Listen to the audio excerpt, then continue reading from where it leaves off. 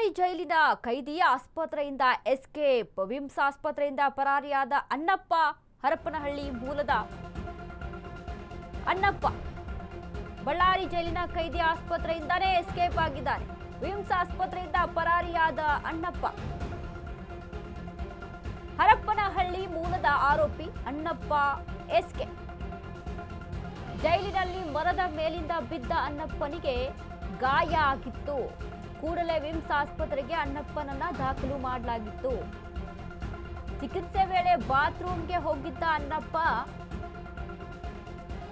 Bathroom ಕಿಟಕಿ glass ಒಡೆದು ಅಣ್ಣಪ್ಪ ಪರಾರಿಯಾಗಿದ್ದಾನೆ. ಕೌಲ್ ಬಜಾರ್ ಠಾಣೆಯಲ್ಲಿ ಪ್ರಕರಣ ದಾಖಲು.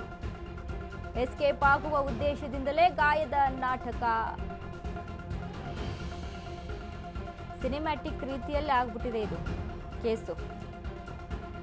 ಮರದ ಮೇಲಿಂದ ಬಿದ್ದು ಗಾಯ ಆಗಿರುತ್ತೆ. ಗಾಯ ಆಗಿದೆ ಅಂತ ವಿಮ್ಸ್ ಆಸ್ಪತ್ರೆಗೆ ಕರೆದುಕೊಂಡು ಬರ್ತಾರೆ ಪೊಲೀಸರು. ಹರಪನಹಳ್ಳಿ ಮೂಲದ ಆರೋಪಿ ಅಣ್ಣಪ್ಪ ಆಸ್ಪತ್ರೆಗೆ ಬಂದಾಗ ಬಾತ್ರೂಮ್ಗೆ ಹೋಗ್ತೀನಿ ಅಂತ ಹೋಗಿ ಅಲ್ಲಿಂದಾನೇ ಎಸ್ಕೇಪ್. ಈ ರೀತಿಯಾಗಿ ಆಗಿದೆ. ಬಾತ್ರೂಮ್ನ ಕಿಟಕಿ ಗ್ಲಾಸ್ ಅನ್ನ ಒಡೆದು ಅಣ್ಣಪ್ಪ ಪರಾರಿಯಾಗಿದ್ದಾರೆ. ಕೌಲ್ ಬಜಾರ್ ಠಾಣೆಯಲ್ಲಿ ಪ್ರಕರಣ ದಾಖಲು.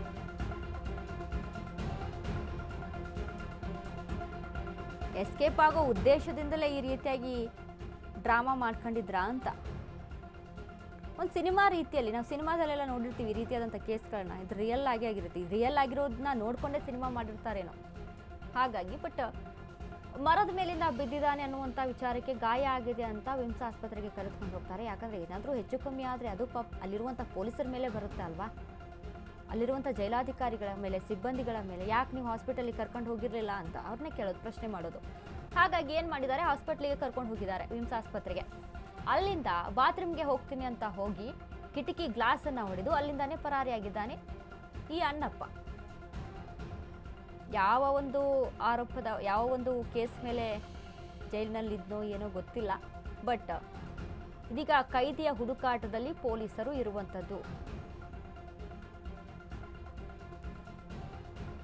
ಈ ರೀತಿಯಾದಂಥ ಕೇಸ್ಗಳು ನಡೀತಾ ಇರುತ್ತೆ.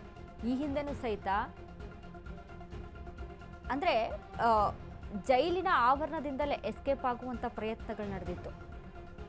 ಸೊ ಈ ರೀತಿಯಾದಂಥ ಜೈಲ ಕೈದಿಗಳು ಮಾಡುವಂಥದ್ದು ಇರುತ್ತೆ.